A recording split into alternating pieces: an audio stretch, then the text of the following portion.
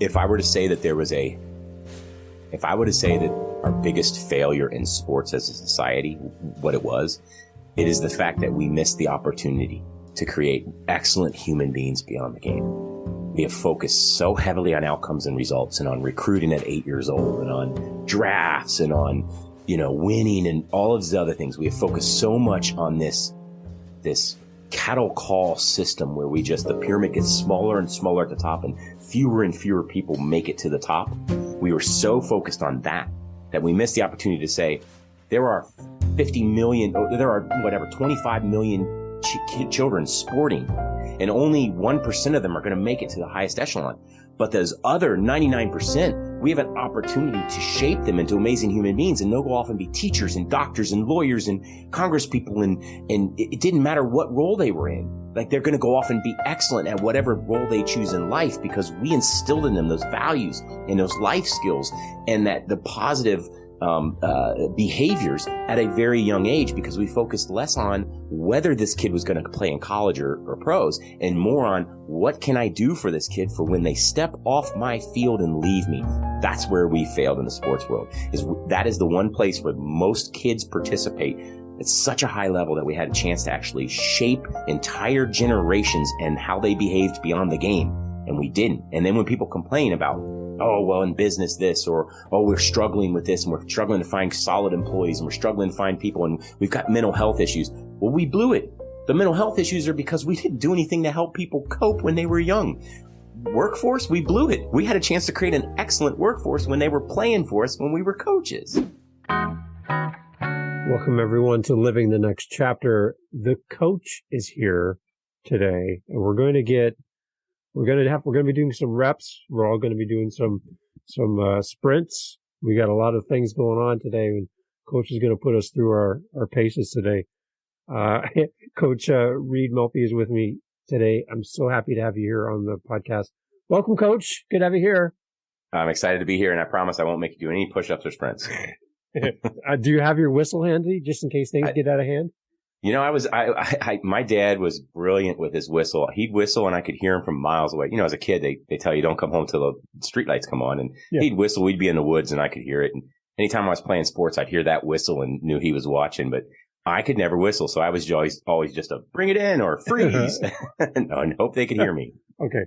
All right. So at any point during the podcast, if you feel like you need to call a huddle or we need to get together and regroup, please just go ahead and do that. You are the coach. So, I'm looking forward to having this conversation with you. Thank you for making time to be on the podcast. It's great to have you here.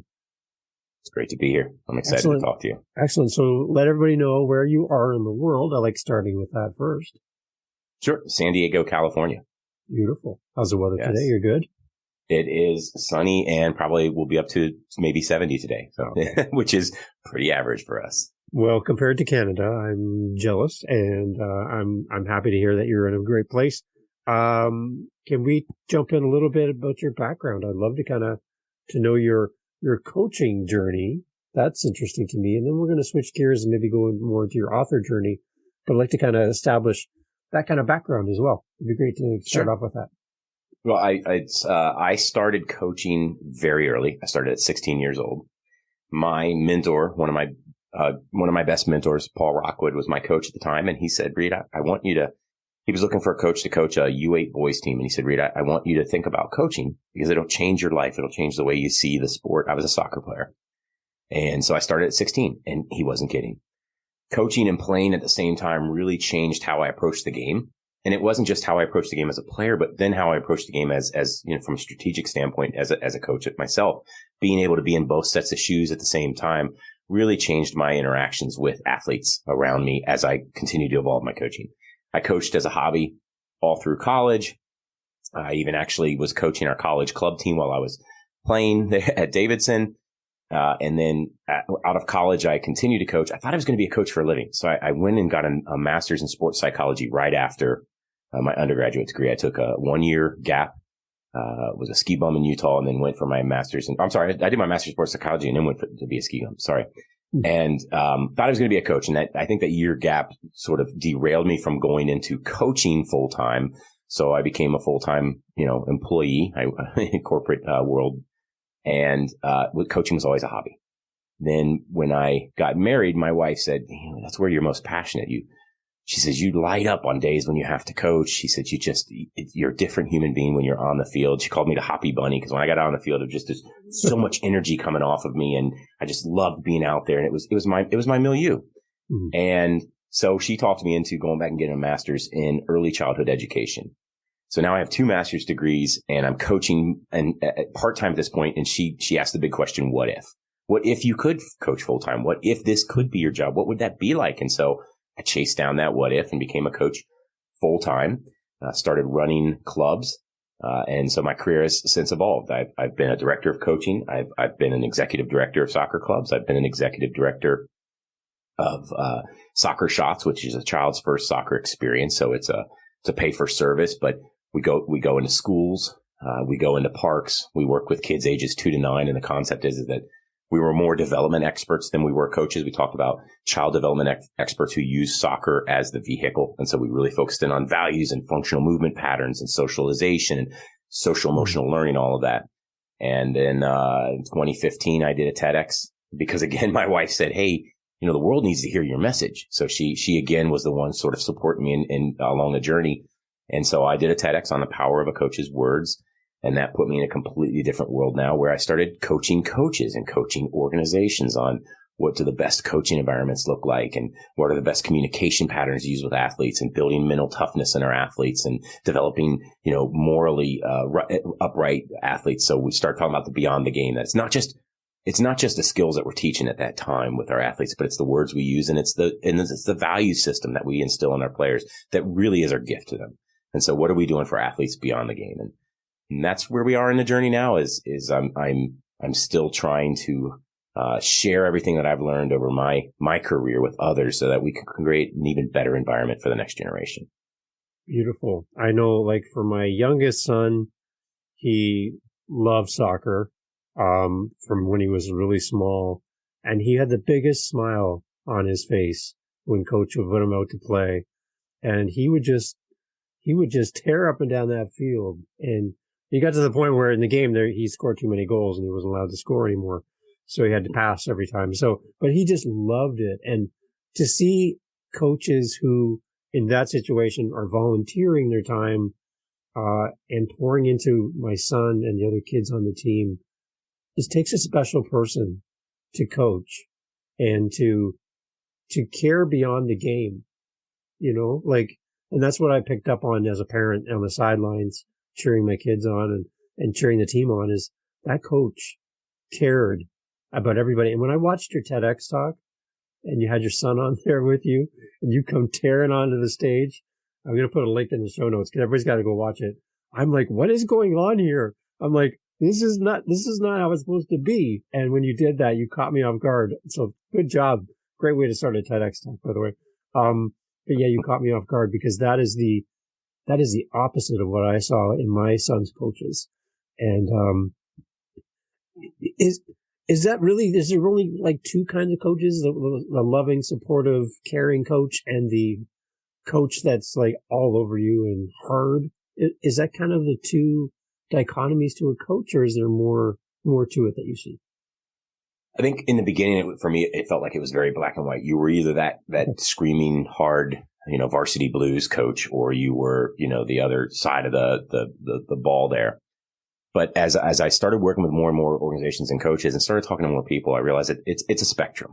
So most coaches lie somewhere along that spectrum. And unfortunately, there are 2 things at play. If you're a volunteer coach, then you don't know what you don't know. So you don't understand, you're not trained in child development. You're not trained in psychology. You're not trained in coaching methodologies or even just how a child's brain works. And so you go with what you've learned in the past. So if you had that kind of coach, the screaming hard on you, nasty, threatening, coach, then that's how you coach. Because you say, well, that's the way I was coached, and it turned out okay for me. So I'll go ahead and coach my kids that way. Or you're that coach who had a very permissive, easygoing coach, maybe too permissive coach that sort of like didn't have any kind of standards of excellence with you. And so you'll coach that way. And so you end up falling along the spectrum depending on the experience you have. And that's the other piece at play was the fact that there's this belief that we have to keep tradition going. There's this, and the most dangerous phrase in English, like Grace Hopper said it. She said the most dangerous phrase in the English language is we've always done it this way. And that's the problem, is if you look at certain professions, and coaching being one of them, it's being done the same way it has been for 50, 60, 70 years. Nothing's changed. The science hasn't led any changes in it. And so there are a lot of people out there saying, no, that is the way we get results, is to coach like a Bobby Knight or to coach like and it's like, yeah, okay. So Bobby got results. Okay. And I'm sure that there are people who were fine with his coaching when they played for him, but there are other coaches out there who got just as good, if not better results doing it a different way. So why do we have to stick with the old school way of coaching? So those are the two things I think are really at play. It's one thing that we talked about before we hit record. Looking at your website, the one thing that really stood out to me was you talk about building versus belittling, and it kind of caught me and made me kind of stop and read that a couple times. Can you kind of walk me through why that's important on your website to call that out? Yes, and that came from the tool cards. So in 2016, Jane Nelson from Positive Discipline reached out to me, and Jane had been, at that point, she's been doing it for 40 some years. She's got 25 books written. It's in the classroom, positive discipline, and relationships and families in the classroom, in the workplace, all of that. And the idea is it's a social emotional self-actualization sort of approach to helping people develop. And it follows Adlerian psychology. And she reaches out and she says, I've been looking for a person who has your personality to help me create these coaching cards. And she goes, you're the one. I watched your TEDx, and she says, our personalities really mesh. So I think it's just luck of the draw that my personality meshed. So we created these tool cards, and in those tool cards, we sat down at coffee shops and worked on them for a couple months, and we'd go through them one at a time, and we'd go through some of the quotes we wanted to put on, and sayings and tips. And that was one of the things that kept coming up was I just felt like there was this, like I said, the science, or the lack of science, or the lack of wanting to change and evolve kept leading us to this. Well, this is how it's done in the movies. This is how it was done in the past. So the idea was that we'll always belittle our athletes. You tear them down and then you build them up. And so she and I kept saying, why do you have to belittle them first? Why can't you just build them from the start? And we stumbled across a quote by Frederick Douglass that really solidified that build or belittle concept. And Frederick Douglass said it's easier to build strong children than it is to fix broken adults.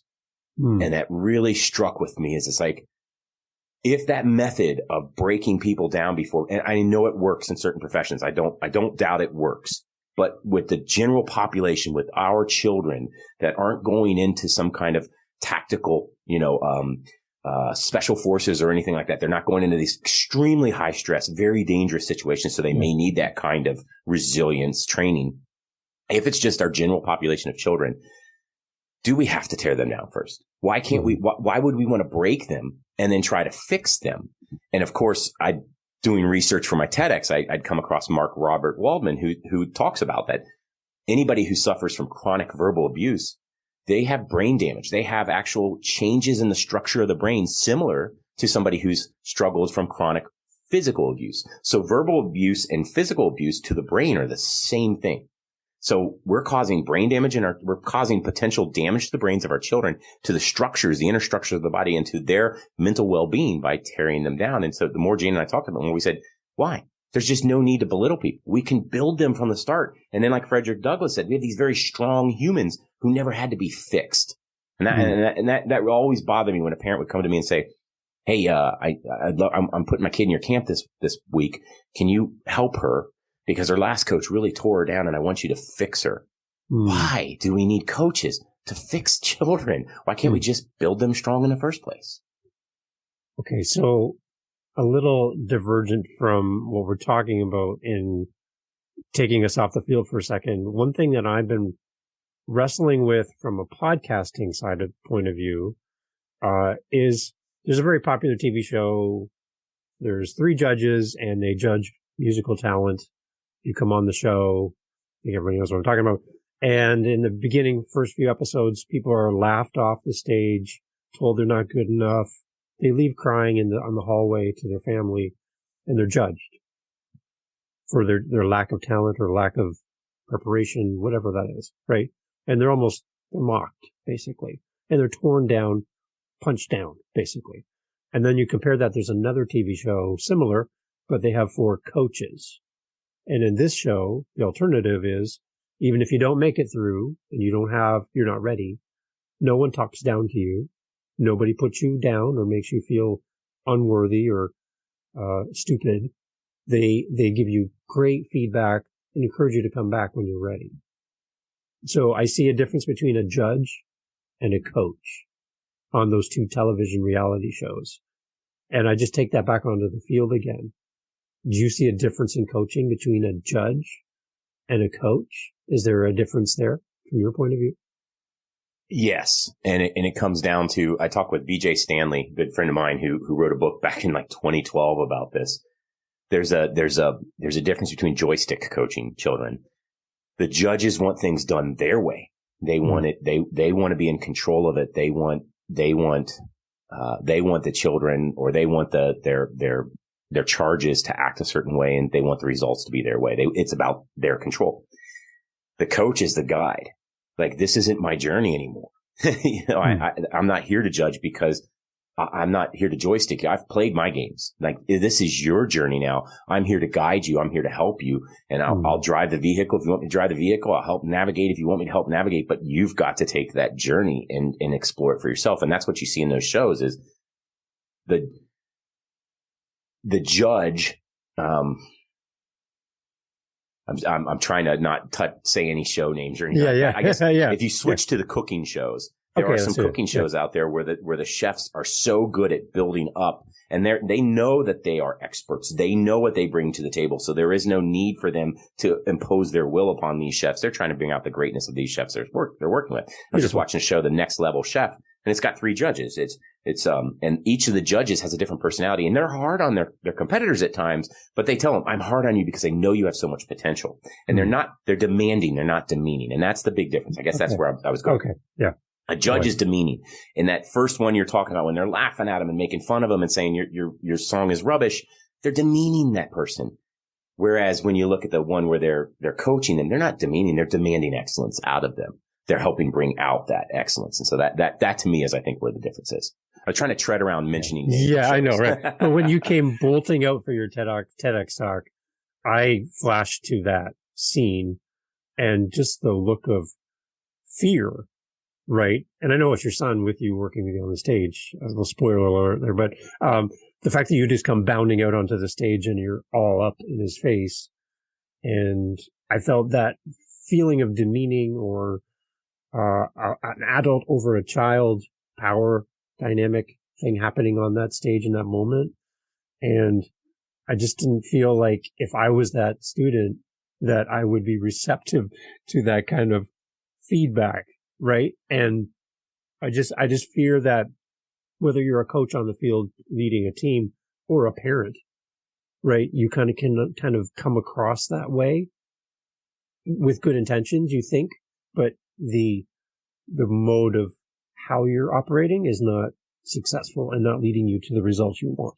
So I really love again, I keep going back to your TEDx talk because the visual aspect of what you did, it really caught me. So I'm looking for some guidance from you and for coaches that are listening on effective ways to lead a team, but still build your team up as people and give them the strength to know how they fit in the team and their role within the team. I'd love to kind of unpack that a little bit more.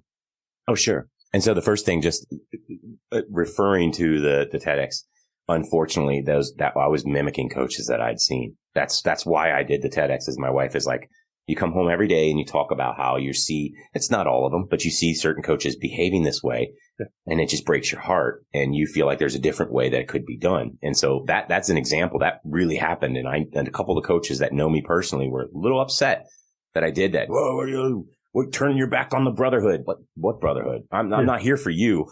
I'm here for the kids. So you can have your little clique. I'm here for the kids. But as a leader in general, one of the things, anytime there was a coach who was maybe potentially a little bit more aggressive with children, louder voice, wanting to yell at them versus have meaningful conversations with them, when they would come to me and say, even with arms crossed, all right, yeah, do you really have anything to teach me? Okay, try. One of the things I tell them is I can help you become a better coach, because the first thing I'm going to show you is the science shows that when you stand over somebody and scream at them like that, the brain shuts down. The frontal lobe, the processing and analytical and learning sections of the brain actually are not lighting up in functional MRIs when somebody's screaming at them. It's the amygdala. You're activating the fear center of the brain when you scream at somebody. And when the amygdala is activated, if you follow the concept of Siegel, the doctor who talks about brain in the palm of the hand, this is the amygdala. This is the brainstem. This is the amygdala. This is the fear center. This is the primitive section that's all about fight, flight, or freeze. Yeah. Wrapped around it is the logic part of the brain. So this is all the stuff where the learning happens. When you scream at somebody, they go red head. This is what's in charge now. So no skill is being learned when you've screamed, especially at a child, because their brain can't actually process the skill. So I used to tell coaches, if you're yelling at them and you yelling at them to learn a skill, they're not going to learn the skill. But if you could peel back the yelling and find a different way to get your point across, the skill section of the brain will begin to be activated again. And so as a leader in general, whether you're a leader of children, whether you're a leader in a business setting, you can build these cultures of excellence, these teams that are high functioning, high power, and self-motivated, self-driven teams without ever having to demean a human being, without ever having to yell at a human being, without ever having to punish a human being. And the New Zealand All Blacks are a great example. It's the winningest sports program in the history of sports since we started keeping score. They, over the course of like 120 years, they've won like 90% of their games. It was 97% at one point. I think it's a little bit lower because they've had a few down years. That's a team that over 100 years continues to win no matter what. And yet they don't focus on results. They don't focus on screaming at people and everything. They actually do the opposite. They create a culture of excellence. And then the idea is that the culture is what drives the winning. And so it's over 100 years, the people on the field have changed. The coaches have changed. The fans have changed. And yet they continue to win. So it doesn't matter who wears the All Blacks jersey. They're winning. And why? Because they've built this culture around self-respect, around self-actualization, around mutual respect between coaching staff and athletes, and around meaningful conversations. And to give you an example, the All Blacks were struggling with that red head, blue head concept in games. They were losing their cool in the big games. And so they brought in sports psychologists to study them and say, what's going on here? And the sports psychologist said, well, what's happening is in your high pressure, high stress training sessions, you're screaming at them while they're trying to learn these new skills and while they're trying to practice like flight simulators. They're practicing the most intense parts of the game so they can have them down pat in case they come across that. The problem is when you scream at them, everything shuts down. So the sports psychologist said, put them in these high stress, high pressure situations, ones they may never see in a game. You hope they don't, but they may have to see. Just like a flight simulator puts you in situations that you hope you never have to see when you're flying a plane. But instead of yelling at them, ask questions of them. What are you seeing? What's happening now? How would you solve this? What do you do next? Why? If you're asking them questions, you're continuing to keep the processing center of the brain activated. But they're in a high stress situation, so they're learning to solve problems at higher stress levels. What the New Zealand All Blacks reported was they actually started to perform better, and they said they never faced anything in a game that they couldn't handle because they'd already seen it in training. And so they became much more calm during these high pressure situations. They maintained the blue head. This is a team that all they do is win. They are big beasts. I mean, these are some big human beings that go out there to crush bones. And yet they understood the value of not yelling in those situations, but in coaching in those situations, asking meaningful questions, seeking those meaningful solutions. As a leader, that's what we need to think about is, can we lead our people in a way that we are demanding excellence? We've set standards of excellence with them. Yeah. And then when they're in those high pressure situations, instead of screaming at them, we're becoming the person that's helping them see the solutions, helping guide those solutions. So, and to backtrack a little bit, one of the things about standards of excellence, and I just did this at a U.S. Sailing Leadership Forum. It was a really cool workshop because instead of speaking, I just said, I got in the room and I said, we're actually going to workshop. You all are going to do the work. You're the great coaches. I'm just going to draw forth, which is the root word of education is educare, to draw forth. I'm going to draw forth the answers from you by working with you. We did it on habits of excellence, but it's around the idea that when you have a culture as a leader, if you're a leader, think about your company may have values, your organization may have values, but can you create values within your team that they come up with? So that's what the All Blacks do. It's not that the All Blacks coaches say, these are our values, A, B, and C, and you're going to follow them, and this is how we're going to function as a team every day. No, they sit down with their charges and they say, and you can do this no matter how young an age. I did this with 8-year-olds. What are the value words that matter most to you? And you have to define them. Of course, you have to define them, but what are the value words that matter most to you? Once we get to a consensus on these 3, 4, 5 things that as a team, everybody says, this is who we want to be. This is what we want to represent when we're on the field. You take those values and you sign that contract with them. Okay, we've all agreed that, whatever those words are, focus, respect, grit, and discipline are our 4 values for the season. So we agree that we're going to follow those and hold each other accountable. Now, I'm not in charge. So I'm not going to yell at you if you're not displaying the values, but I will remind you, is this what we agreed upon at the beginning of the season? Is this the standard that we were willing to hold ourselves to? Yes. Right. And I'm no longer the bad guy. I'm not the value police. I'm holding them accountable. And then what I did in that workshop is, so values are great, but the older generations, like us that are in the working force, we understand values. And maybe we don't. Some of us don't, because language is constantly evolving. Some of us may not understand how to say a value or feel a value or recognize it. And, we know what a value is, but do we really recognize it in action? So what we do is we attach these habits of excellence to them.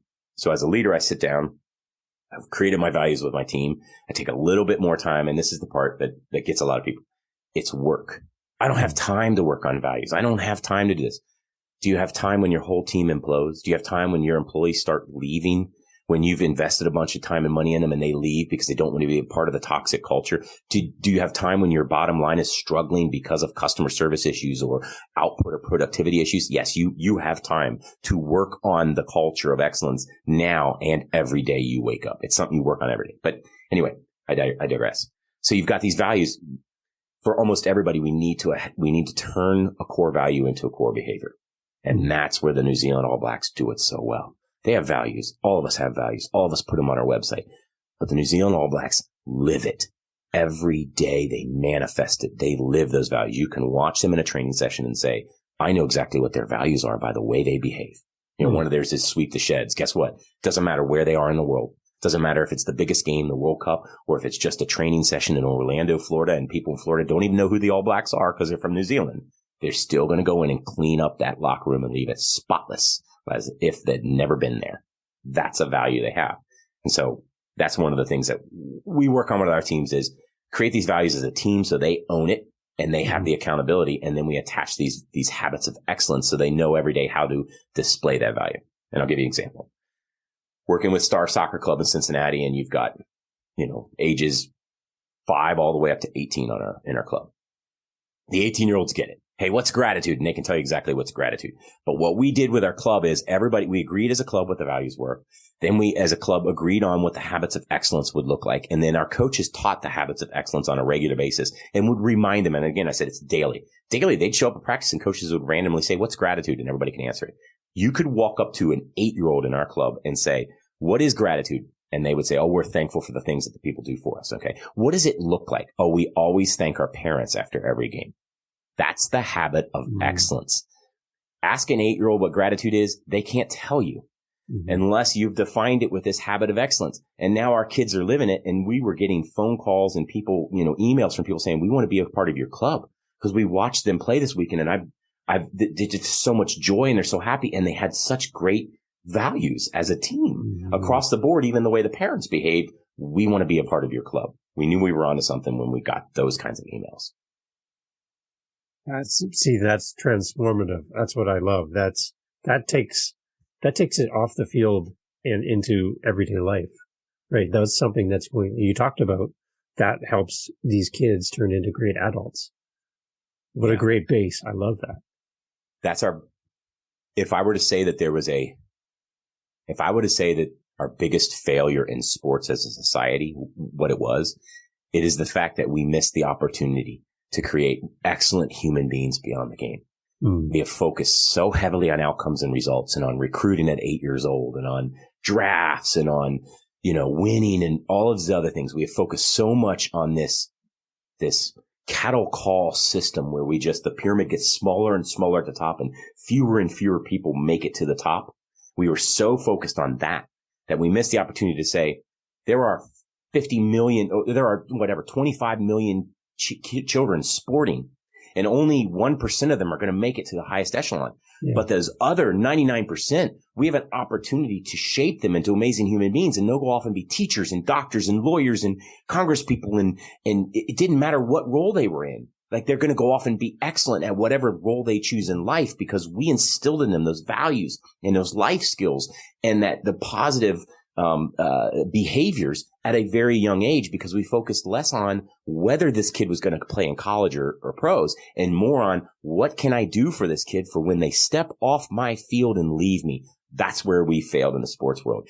That is the one place where most kids participate at such a high level that we had a chance to actually shape entire generations and how they behaved beyond the game.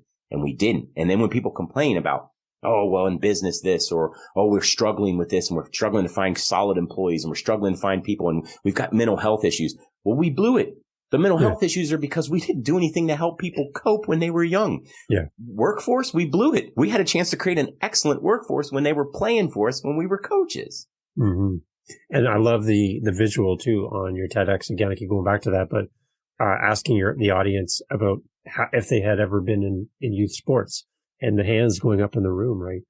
Those are the leaders. And again, if we can take the lessons that we learn, not just the general rules of the game play, but how to build up the people that are on the field, right? That combination of understanding the game and understanding the player. I love that connection that you're talking about. That's powerful. And it's funny because it doesn't matter what room you step in, you can do that. You can ask, how many of y'all played youth sports? And the hands go up. How many of y'all played pro? And the hands do not go up. And you're like, okay, so what did sports do for you? Yeah. What did it, how did it carry on? A lot of them have very bad negative memories, and a lot of them have great memories. But, it's funny, when I did that at the TEDx, Anthony Munoz, who was a all-pro Hall of Famer lineman for the Cincinnati Bengals, he was giving one that day too. And so he had given his early, I was the last TEDx of the day, so he'd given his earlier in the day. And I knew, I was like, he's going to blow my experiment because a hand will go up. So that's why I was like, maybe Anthony Munoz, you'll be the only one who's But then again, Anthony also hand up would be like, hey, that's what I got from sports. He's got amazing values. He's got a strong work ethic, and he's a good human being put back into the world because that's what his coaches did for him. The other side of it, I think the flip side, getting away from the players, is the family, the parents. I think if the parents could understand that it's not just about the gameplay and doing all the things to move the ball and do all the things that have to happen on the field. It's about the person. And if a parent can watch a coach develop their son or daughter on the field and see them grow as a person, and understand that the game is more than just the game, I think parents might have a better appreciation for the ability to pour into somebody's life and see that development over time, and then support their coaches better, I think, on the field. I think that'd be another thing, as from a parent's perspective. That's something that I would probably really would challenge parents to give coaches the opportunity to speak into your kid's life in that way. Agreed. That's also one of the things that always setting that tone with parents. Here's our rules of engagement with you and between you and I and between you and the children. And here's why I'm here. And it's always, I'm here to be a partner. I can actually be an asset, a tool for you to help raise your children better. And I learned that at a young age. When I was 19, 20 years old, I had a parent pull me aside. I'm coaching this team of 12-year-olds, and I'm still in college. And I had this parent pull me aside and say, hey, look, my son is getting all kinds of grief because he does really well in school, and everybody's making fun of him and calling him a nerd and stuff like that. And he's like, can you help reinforce how important it is to be in school? And I looked at him. I remember, because I'm 19, 20. I said, me? He says, yeah, you. He says, listen, he's not going to listen to me, but he thinks you hung the moon because you're a college soccer player. So if you say what I've been saying and reinforce it, it'll like solidify.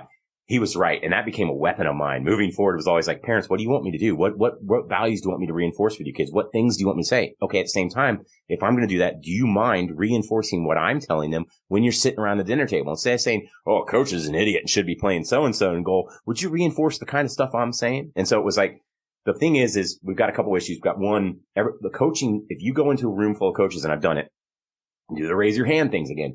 If you do a word association game with a room full of coaches who've been coaching for a very long time and they're now jaded because of everything they've seen and done.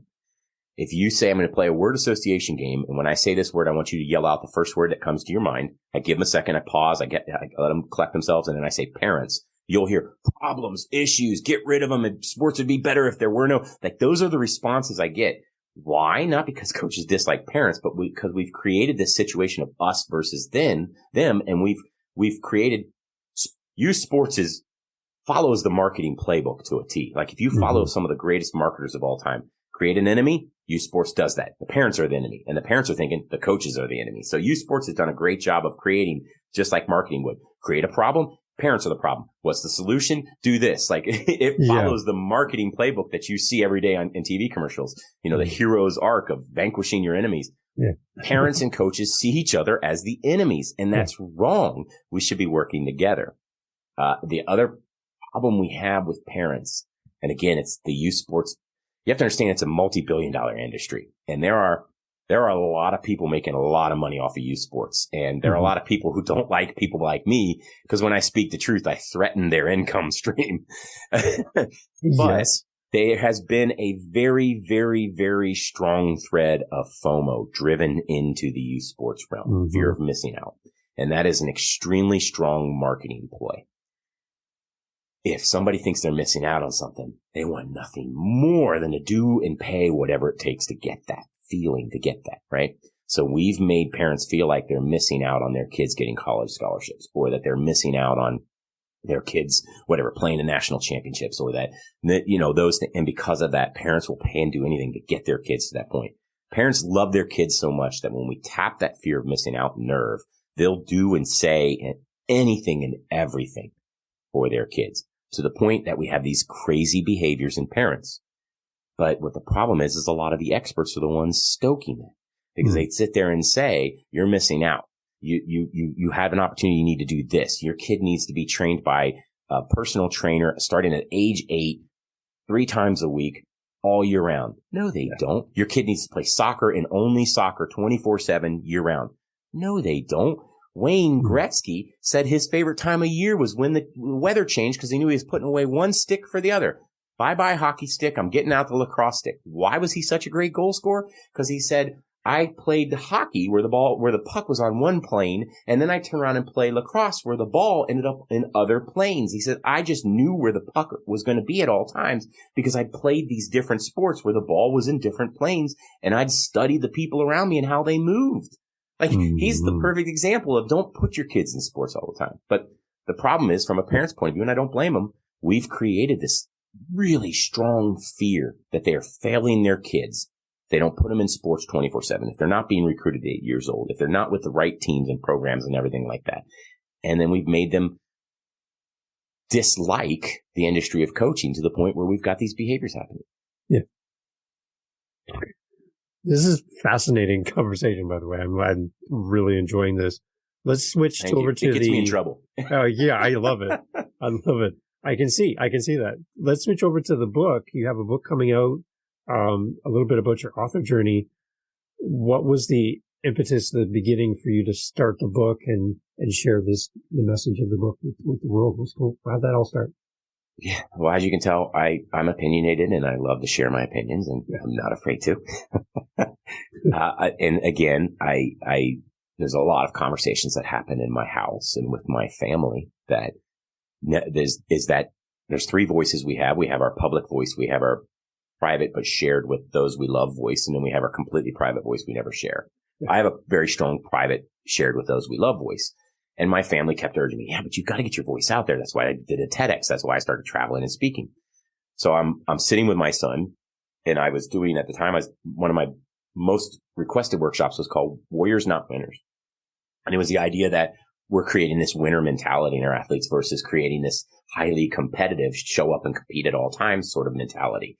And so I walk through 5 psychological constructs: locus of control, motivation, competitiveness, and and I talk about comparing the winner mentality versus the warrior. Like the winner, they just want to get there. They want to be on the podium. The the warrior cares more about the journey and, things like that. Anyway, because of that presentation, I started creating this thing called Warrior Brains, which was the idea that I took took liberty because it's not true, but certain words activate certain sections of the brain. So if you use the word love, it quiets the fear center of the brain. And so the amygdala is not working if you use the word. And so I'm doing this presentation and it's really cool because each part of the brain lights up when I use a different word. And I say, okay, so instead of this word, use this word. And this is what the brain will do. And then now you're activating the warrior mentality in your athletes. And I'm working on it. And my son goes, starts asking questions and I'm explaining it to him like I was you. And he says, Dad, you should write a book. He's like, you're such a word geek. You love words, big on, you should write a book. I mean, your TEDx was about the power of words, but what, take it to the next level sort of thing. Right? So I said, all right, I will. So we made a bet. I made a bet with myself that I would write the book and I wanted to write a couple thousand words a day. I wanted to do the Tim Ferriss method of, write every day type thing. Yeah. And I'd read Anne Lamott's Bird by Bird. So I was just going to write bird by bird. So I mapped out the book. Each chapter was going to be a word. I was going to show the impact that word has on performance. And then if it was good or bad, how we could either use it more or remove it from our vernacular. And then, some hints and tips. And each chapter would start with a story. So I map it all out and all right, here we go. I'm going to write it in a month, or I'm going to write a couple thousand words a day. I wrote the book in a month, 1 month. Now the problem is that sounds like, flippant, but it was 30 years of research. It was my life. Yeah. I was pouring my heart and soul into this book. So I wrote it in a month, and what's really cool is it sat. I didn't do anything with it. My voice was not going to leave my household. And for 5 years, it sat. And then I walked away from youth sports for a few years to focus on some family. My daughter had some medical issues, and I wanted to be with my family. I wanted to not travel as much and be in San Diego. The pandemic hit. It all made sense, and I just never came back. So fast forward to this year, to 2022, and I'm working with an agent. He says, we got to get your book out there. And everybody, my mentor, my wife, everybody like, I get that book out there. It's just, it's going to sit on your computer. And one day, you're going to be gone and somebody's going to find it on your computer and be like, what, why didn't he just share it with the world? So I get connected with the publisher. We go to edit all that and everything. And so that the last step is you do one final, manuscript review. Like I get the last manuscript. I'm supposed to go through, make any last changes and then submit them and basically say, go to print. Like that's the go to print moment. We were traveling and I took a binder on the plane and I'm reading my book one last time on the flight there. And we're in the mountains of North Carolina visiting my wife's parents. And I'm like at this great view and everything. And I hit submit, like I'm done. And I hit submit and I lean back and I look out at this view. I'm like, what a life. I just wrote a book. I just finished a book in a cabin in the woods, right? I get a Facebook memory. I go onto Facebook to post about it. I get a Facebook memory. 5 years ago on September 2nd, today, the day I submitted the final manuscript was September 2nd. 5 years prior on September 2nd, I posted, just finished writing 30,000 some words in a book. I'm going to take a break now. And I've got a picture of me drinking, like I'm at the local distillery here and I got a whiskey and somebody else's book in my hand. 5 years to the day that book took that journey. And finally, it's out to the world. Those Facebook memories when they pop up, I'm like, oh my gosh. But yeah, I'm usually looking at it going, that was that long ago? Oh gosh. But what the timing of that's spectacular. Like, it tells me that it was meant to be. Yeah. What a sign. Okay. So talk about the book then, I purchase the book, I open the cover. What are you hoping for me to uncover as I go through the pages? Okay, so, and I keep it. There it is. Of course, right there. Keep it. Yes. It's one of the most beautiful. They did, my mentor reached out and said, who's your publisher, Reed? I love the cover. They did such a brilliant job with it. It's Morgan James, by the way. Morgan James Publishing. Nice. They did a brilliant job. So the book is called The Spartan Mindset, Mastering the Language of Excellence. The reason it's called The Spartan Mindset is each word I wanted a story to go with the word.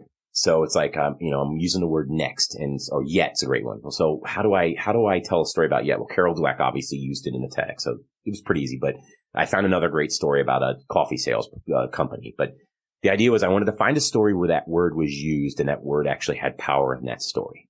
And each chapter starts with a story where you see the word being used. Like there's a story about John F. Kennedy in a speech like, we will put a man on the moon, because he used the word will. He didn't say, maybe someday it could be possible. I hope we put a man on the moon. No, he said we will. And a whole nation jumped behind that, even though we at the time had no way. We're going to what? We're going to what? But we figured it out because he said we will. So each chapter starts with a story like that to show how powerful that word is. In the process of researching the words, I discovered a story about the Spartans because, of course, laconic speaking, They're from Laconia. That's where the whole phrase comes from. They were probably the most terse, efficient and productive people when it came to language. They used very little language, and when they used it, it was powerful. So I discovered this story, the opening chapter, if a word used by the Spartans.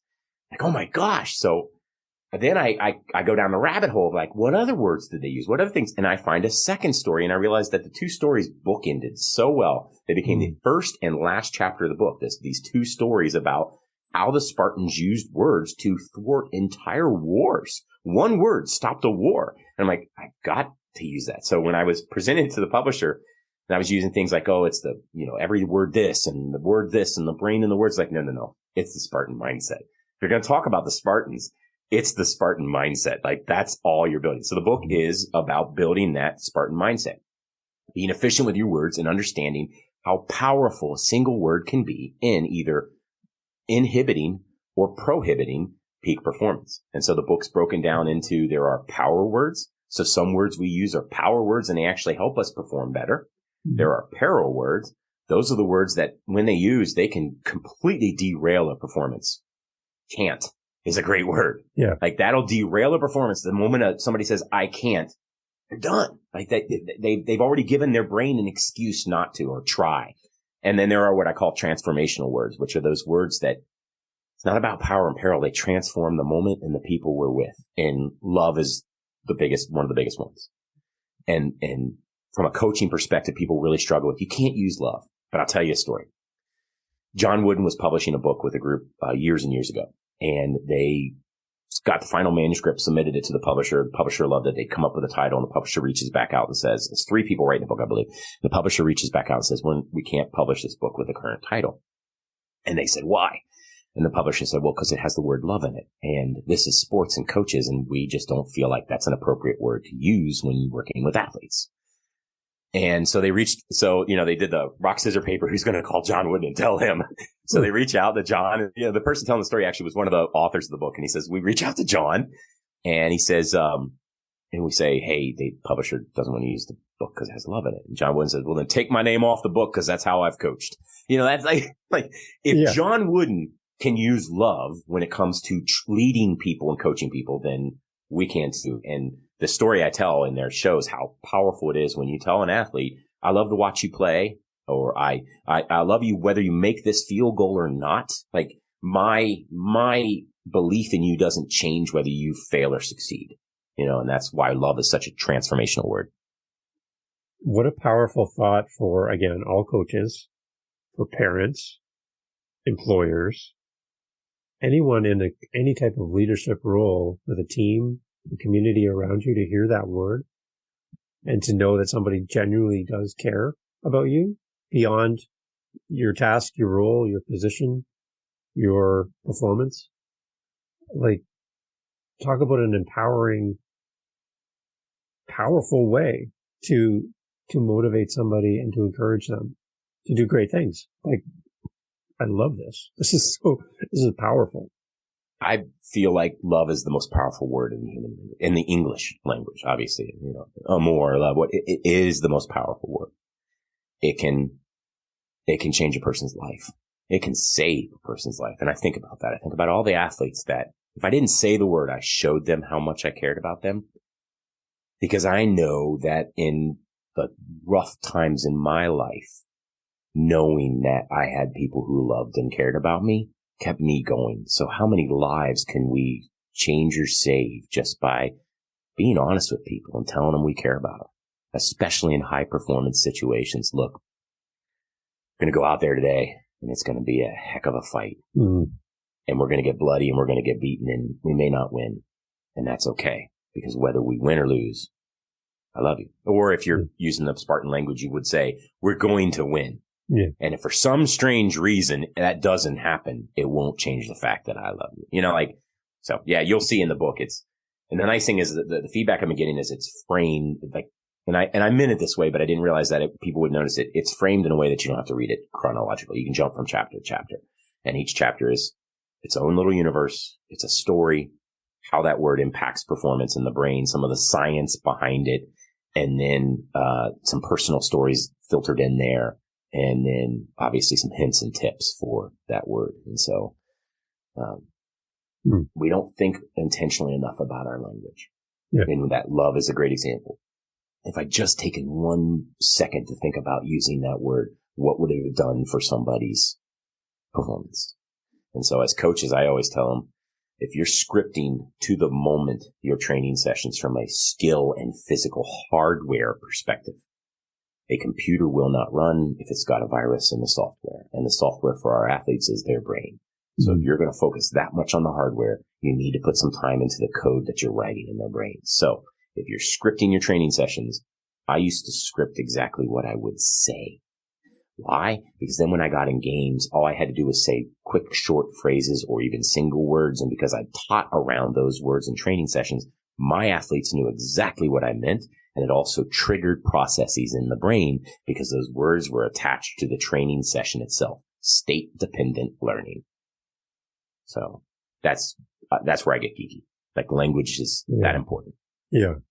And at the beginning of our episode together, you talked about the impact of all this as a coach, as an adult, speaking to a student, a child, and how that can impact them as adults down the road. Let's reverse engineer that for you as adults sitting here having a conversation. Who was it for you when you were a child on the field that brought you to where you're sitting today? Because your insight and your ability to unpack this for us is powerful. And there had to be somebody that was the opposite of what you demonstrated in that TEDx talk. There had to be somebody. Who is that comes to mind for you? So there were.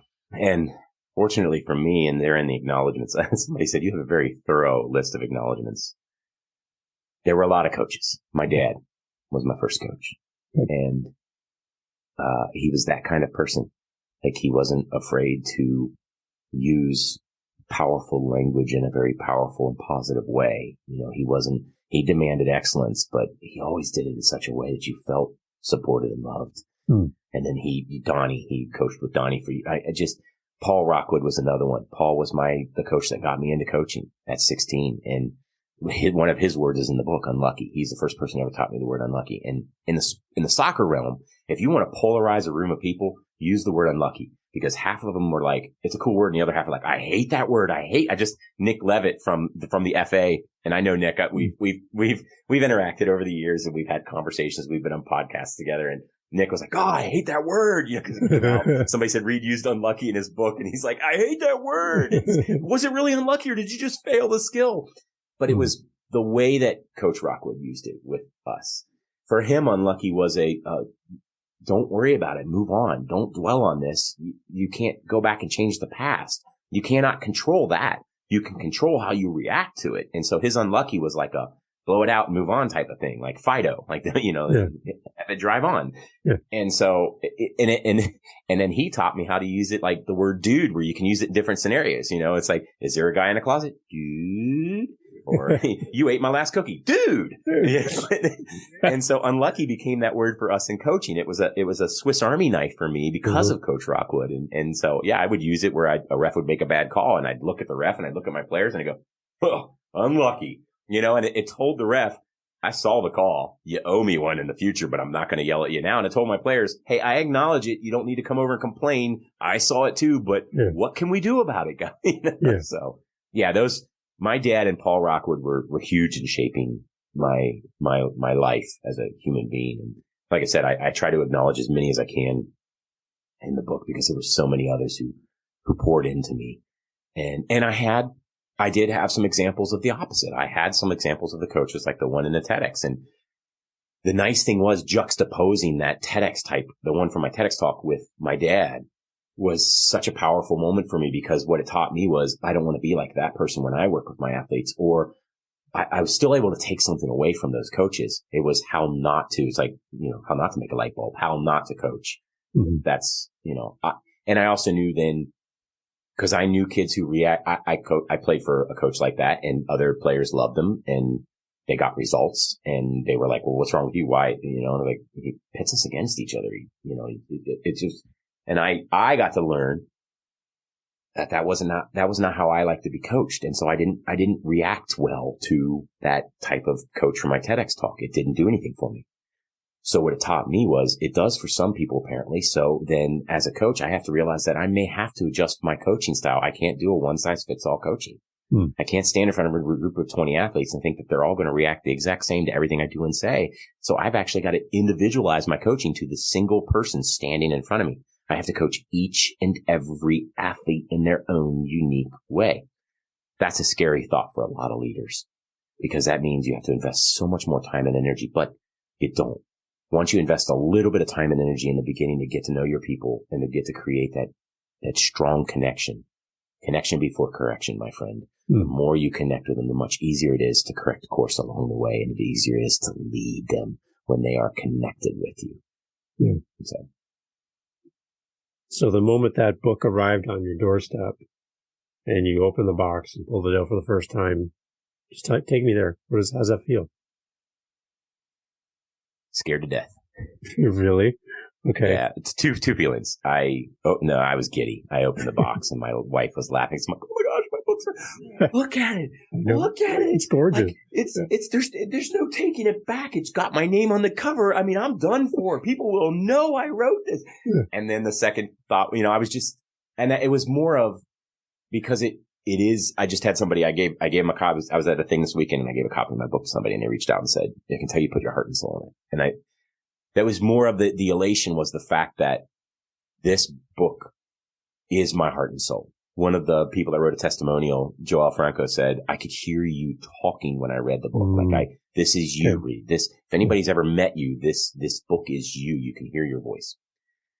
And that felt so good to know that I had people around me who supported me enough to put that voice out to the world. But then the second feeling was, oh my gosh, I just poured my heart into a book. Oh, wow. All these people are going to see it. This is scary. Wow. So it was both of them. Excellent. And I love that.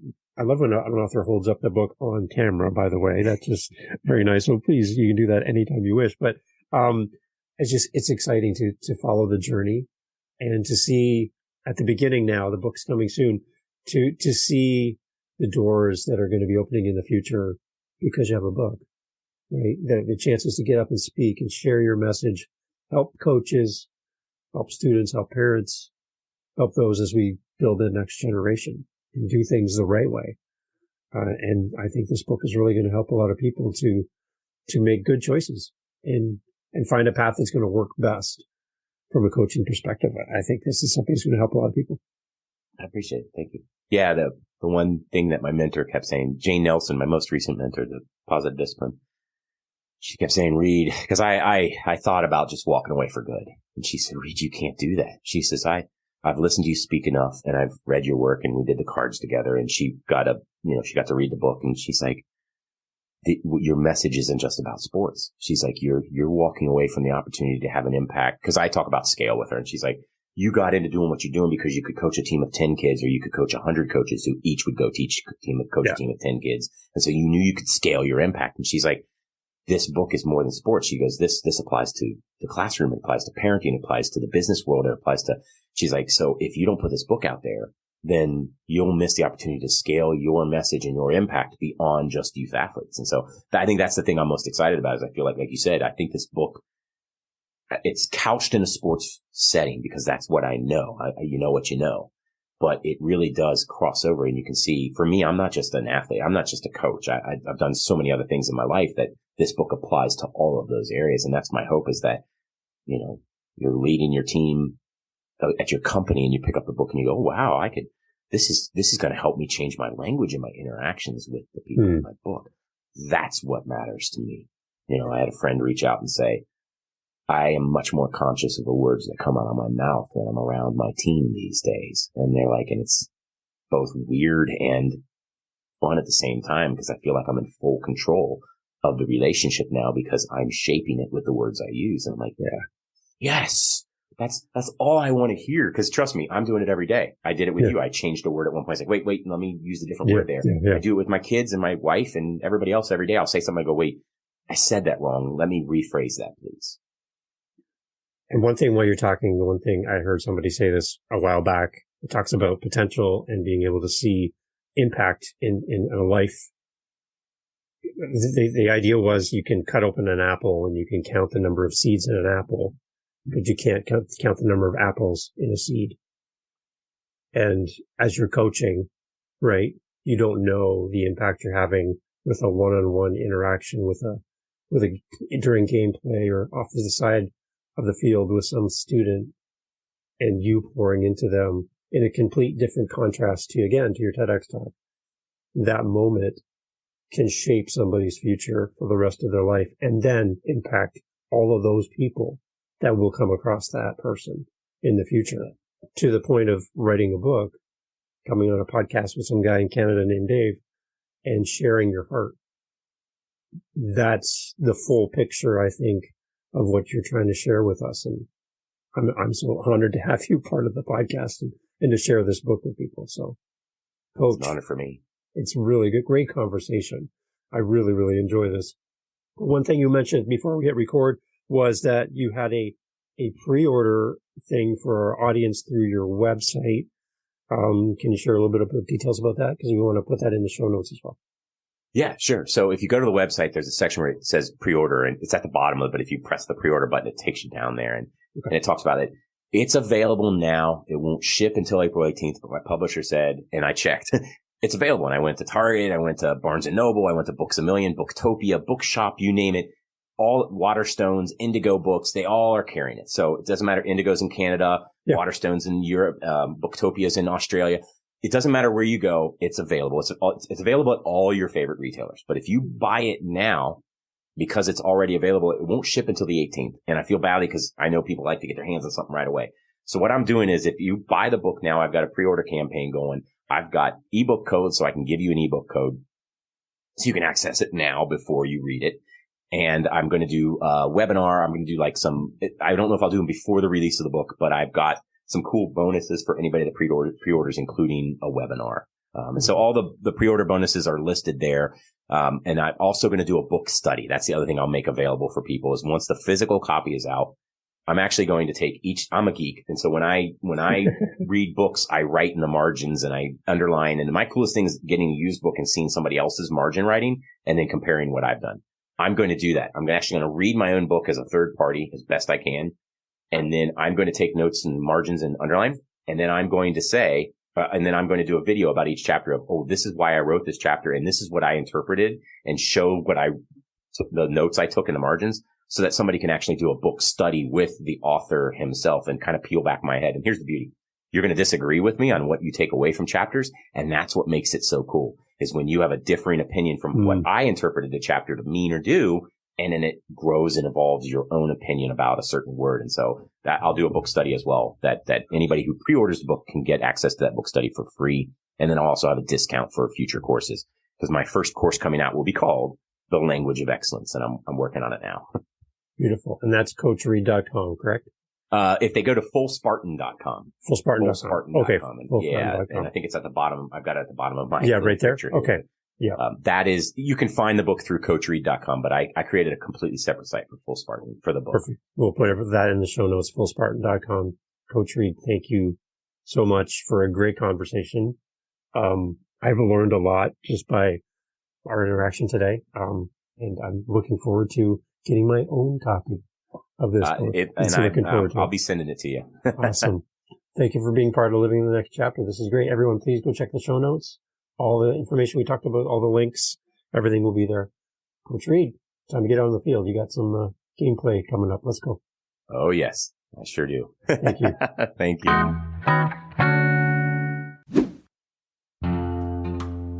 Okay, well, thank you for being here on Living the Next Chapter. I hope you enjoyed this episode. We enjoyed having you here on the podcast. Our authors are amazing. I hope you appreciate their time, their effort to make this possible. If you know an author, if you want to recommend an author, that's a good idea. Hey, if there's an author that you really would love to hear about or hear from, if you tell me, if you send me a message, you speak pipe, on our website, livingthenextchapter.com. Send me an email. Go over to livingthenextchapter.com. Send us a message. We will forward your message to that author and say, listen, you are being requested to be on Living the Next Chapter. Our audience can't wait to hear from you. You can help shape the show. Yeah, you. You could do that right now, actually. You got a minute, right? Okay, how about you do that? livingthenextchapter.com. I'll see you over there. Recommend an author.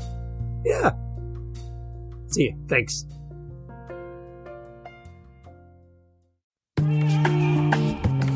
Mindshift Power Podcast, the podcast for teenagers and those who work with them. There's a huge problem in America today. There's a very large disconnect between teenagers and the adults who work with them. I'm looking to bridge that gap with real, raw, honest conversation, not held back by the chains of political correctness. You cannot solve a problem you do not understand. Want to understand teenagers today? Listen to this podcast. This podcast is for teens in the U.S. and Canada. To learn more, go to fatimabay.com/podcast or just look for Mindshift Power Podcast on any listening platform. I look forward to you being a faithful listener.